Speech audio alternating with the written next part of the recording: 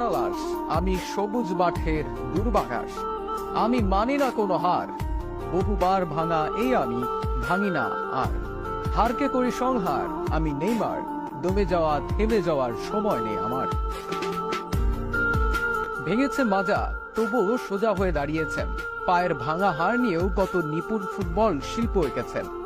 কিংবদন্তি বনে যাওয়ার পথে হোঁচট খেয়ে বনে গেছেন মাঠের অভিনেতা, একজন সত্যিকারের অভিনেতা যে গত 5 বছরে 17টি বড় ইনজুরি নিয়েও আবার মাঠে ফিরে আসেন, যার আহত পায়ের গোলে দর্শক মাতে চিৎকারে।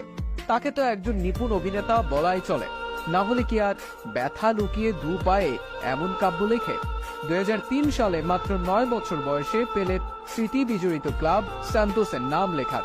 বিভিন্ন মর্যাদাক্রম অতিক্রম করে তিনি মূল দলে নিজের জায়গা করে নেন। তিনি সান্তোসের হয়ে প্রথম আবির্ভাব করেন 2009 সালে। 2009 সালে তিনি কম্পেনাতো পুলিস্তার শ্রেষ্ঠ যুবা খেলোয়াড় নির্বাচিত হন। পরবর্তীতে সান্তোসে 2010 কম্পেনাতো পুলিস্তা জয় করেন। 2010 সালে কোপা দা ব্রাজিলে 11 গোল করে সর্বোচ্চ গোলদাতা পুরস্কার পান। নেইমার ব্রাজিল অনূর্ধ্ব 17, অনূর্ধ্ব 20 এবং ব্রাজিল মূল দলে প্রতিনিধিত্ব করেছেন। মাত্র 19 বছর বয়সে 2011 এবং 2012 সালে দক্ষিণ আমেরিকার বর্ষসেরা ফুটবলার নির্বাচিত হন নেইমার। 2013 মৌসুমে সান্তোসের সঙ্গে গাঁটছড়া ছিন্ন করে যোগ দেন স্বপ্নের ক্লাব বার্সেলোনায়। 57 মিলিয়ন ইউরো ট্রান্সফার ফিতে নেইমার বার্সেলোনার সঙ্গে 5 বছরের চুক্তি করেন।